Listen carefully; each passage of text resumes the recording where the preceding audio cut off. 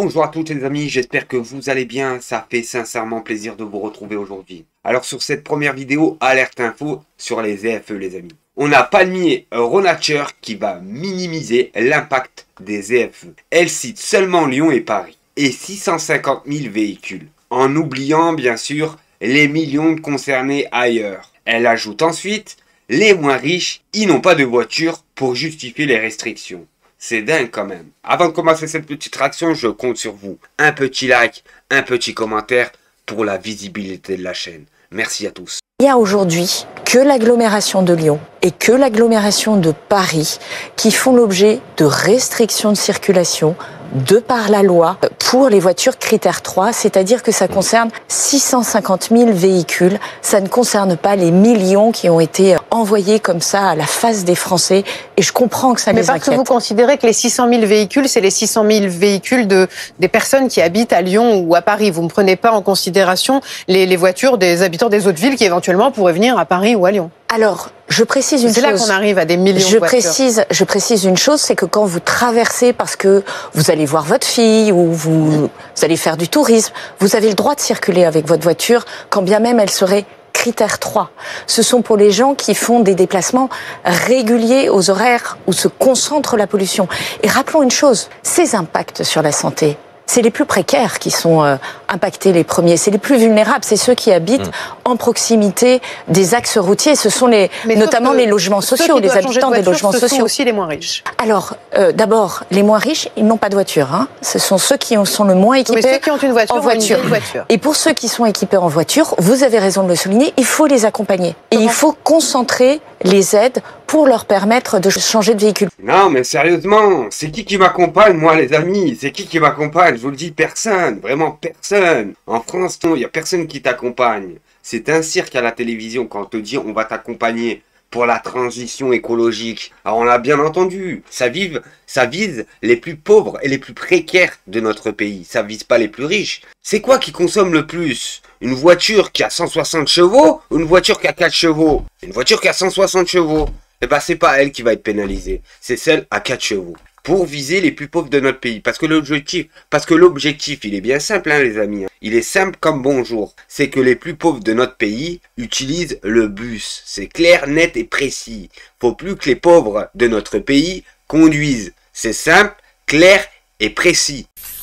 Et là, les amis, on va se tourner vers David Guiraud, le député de la France Insoumise, qui va pulvériser l'abject Darmanin en plein direct à l'Assemblée nationale. Monsieur le ministre de l'Intérieur, nous avons découvert que vous nous accusiez d'être complices d'un terrorisme intellectuel. Nous avons naïvement pensé qu'il s'agissait d'un poisson d'avril avec, certes, un fond de vérité, tout travail intellectuel semblant en effet vous terroriser. Mais pendant que vous étiez occupé à recycler les théories de l'extrême droite pour servir vos ambitions personnelles, un compte Twitter a révélé publiquement l'existence de boucles Telegram néo-nazis invitant à commettre des attentats contre nos compatriotes musulmans. Et je vous parle là d'un terrorisme bien concret. Et il a fallu que ces tweets sortent pour vous forcer à réagir de la plus faible des manières, puisque vous avez demandé à Telegram de simplement fermer ces canaux de discussion. Il y avait pourtant dans ces boucles des membres actifs qui étaient fonctionnaires ou militaires. Vous n'avez pas le droit de vous affranchir de vos responsabilités. Vous n'avez pas le droit de vider les mots de leur sens pour disqualifier vos adversaires, pour dissoudre des associations écologistes quand le terrorisme d'extrême droite se structure sous vos yeux. Vous n'avez pas le droit d'instrumentaliser la laïcité à des fins politiques et j'en profite pour demander, comme France 2 et Samuel Paty l'ont fait et sa famille, ce qu'il est advenu des millions d'euros dépensés par le ministère de l'Intérieur dans le fonds Marianne. Monsieur Darmanin,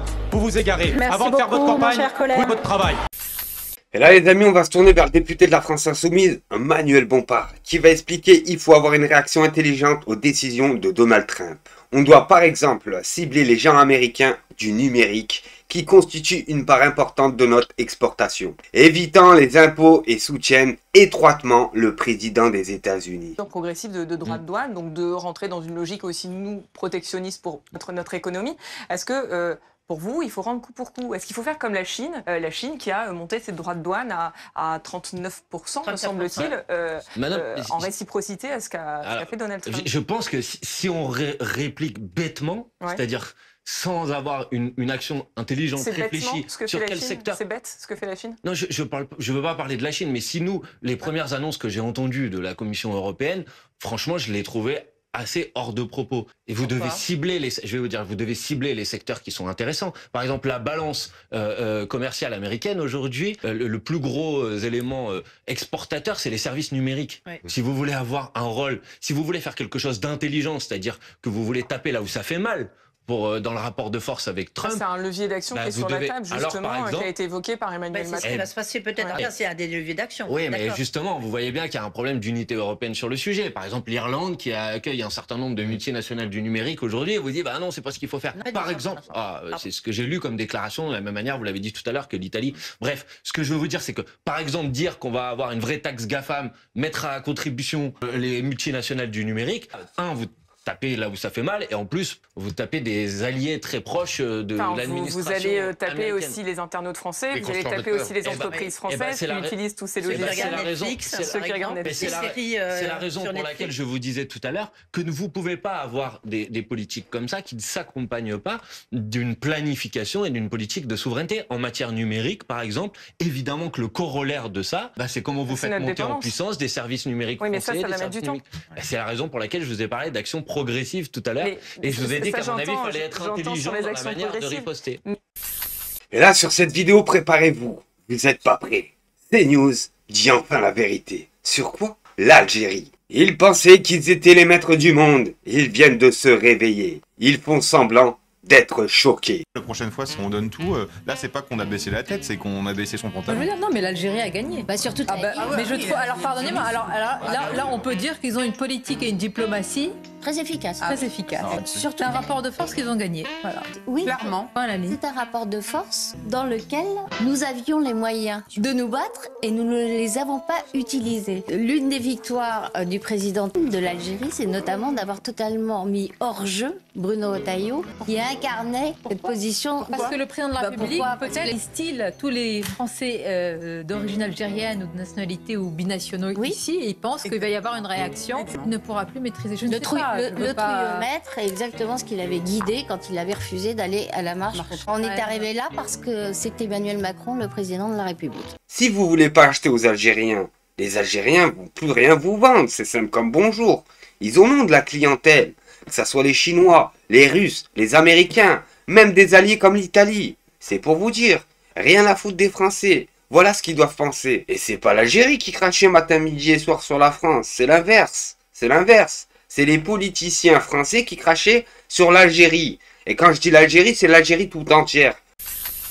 Et là, on va tourner vers Clémence Guettet, députée de la France Insoumise, qui explique que hier matin, le monde des macronistes s'est effondré. Ils ont désarmé la France, abandonné son indépendance. Et nous sommes maintenant vulnérables face à la crise du capitalisme mondialisé. Leur médiocrité nous met en danger, qu'ils s'en aillent. Attends, votre monde s'est effondré. Vous avez cru jusqu'au bout aux vertus du libre-échange généralisé, vous avez désarmé la France, abandonné sa souveraineté, et nous sommes maintenant totalement vulnérables face à la crise du capitalisme mondialisé. À l'heure de la réindustrialisation et du protectionnisme, nous voilà contraints à penser les plaies du macronisme. Cette loi témoigne du fiasco de votre politique. Elle est la démonstration flagrante de votre impréparation qui menace à la fois les travailleurs et la bifurcation écologique. Plutôt que la science, plutôt que les scénarios qui proposent des options pour notre mix énergétique, la Macronie a fait une série de paris. Le président Macron avait d'abord promis la fermeture des centrales à charbon pour 2022.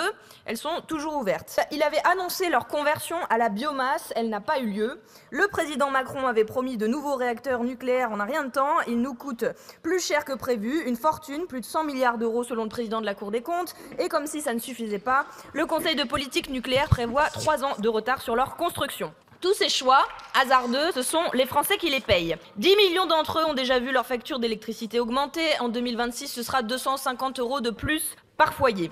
Ceci grâce au soutien du Rassemblement national qui a validé la hausse des... Non mais sérieusement, 250 € en plus par année, c'est ça hein? Non mais, déjà on n'arrive même pas à s'en sortir, C'est gravissime les amis, c'est vraiment gravissime. Je connais des personnes, je vous le dis les amis, l'hiver ils se sont pas chauffés. Du tout. Peur de la facture d'électricité. Et maintenant ils nous expliquent qu'ils vont encore augmenter de 240 € par année. Mais c'est inexplicable les amis, inexplicable. Comment ça se fait que nous Français, nous moutons, on laisse faire ainsi? taxe sur l'électricité en sauvant à 6 reprises le gouvernement de M. Bayrou. Oui, il faut sortir de l'impressionnisme et des mesures d'urgence qui visent à quémander la bienveillance de milliardaires étrangers. Demain, nous allons faire mieux en matière de politique énergétique, puisque contrairement à vous, nous avons de l'ambition pour notre pays. Le peuple français doit décider du chemin à tracer pour sortir définitivement des énergies fossiles et retrouver son indépendance. Ce sera techniquement possible, ce sera créateur d'emplois. Je vous remercie. Là, on va encore se tourner vers les insoumis. On nous explique pour la 3e fois, Alexis Kohler refuse de se rendre devant une commission d'enquête. Mathilde Panot rappelle que personne n'est au-dessus des lois en France. Nous n'acceptons pas le refus. Éric Coquerel a déjà déposé plainte contre lui pour non-présentation devant la commission d'enquête sur le dérapage des comptes publics. Que soient rapidement abolis les privilèges de la 5e République et passons à la 6e République. Enfin, je veux juste noter une dernière chose sur le fait que Alexis Kohler, pour la 3e fois dans une commission d'enquête, refuse de se rendre devant une commission d'enquête au Sénat sur le scandale des eaux en bouteille, que ce refus, je le dis, que nous n'acceptons pas ce refus, qui avait été déjà le cas lorsque moi-même je menais une commission d'enquête sur la question de l'eau. Je vous rappelle qu'Éric Coquerel a instruit une plainte pour non-présentation contre Alexis Kohler et que nous espérons que cette plainte soit intimement pour rappeler à M. Kohler qu'en France, personne n'est au-dessus des lois et qu'il est plus que temps d'abolir les privilèges de la monarchie présidentielle et de la passer à la 6e République. Et ça, c'est ce que je vous expliquais. Ces personnes-là se présentent même pas quand ils sont convoqués. Ils se présentent même pas. Ce personnage-là devrait être arrêté sur le champ pour avoir volé et escroqué les Français. L'ensemble des Français, bien sûr. Comment ça se fait qu'on a des escroqueries sur l'eau maintenant, sur l'eau? On nous vend de l'eau de merde, de l'eau du robinet, comme de l'eau minérale. C'est hallucinant, les amis. Et ça, on nous le fait surtout maintenant. On nous le fait surtout. Et on va finir avec Clémentine Autain, qui nous explique derrière le vernis de la responsabilité qu'elle s'efforce de construire, Marine Le Pen porte toujours le même projet politique. Celui du rejet de la division, de l'exclusion et du déni du réel. Face à cela, nous avons une responsabilité collective. Défendre l'esprit public. Marine Le Pen, vous pouvez lui reprocher plein de choses, mais elle n'a pas des propos antisémites, elle n'a pas des propos homophobes. Non, elle a des propos qui reposent sur le rejet de l'autre, à commencer par les musulmans, qui reposent sur le rejet de l'autre, à commencer par ceux qu'elle qualifie de parasites de la société. Madame, laissez-moi terminer, je vous ai écouté, l'extrême droite, et c'est pour ça que je pose ce terme-là, a une colonne vertébrale, au moins sur un thème central, qui est celui de l'identité. C'est son thème central, qui est également celui de la négation de la vérité. Et ce qu'a dit Marine Le Pen cet après-midi est très instructif. Elle a dit « Nous avons le droit de dire ce qui est vrai pour nous ». On ne peut même plus s'entendre sur les faits. On ne peut même plus s'entendre que il s'agit de faits. Il s'agit du déni de la justice. Il s'agit du déni de la démocratie. Alors, réponse de Robert Ménard. Mais voici c'est quoi le RN en France. Il bug simplement et durement. C'est simple comme bonjour. Ces personnes-là, quand vous leur mettez les faits en plein visage, ils bégayent. C'est simple comme bonjour. Sur ce les amis, à la prochaine vidéo.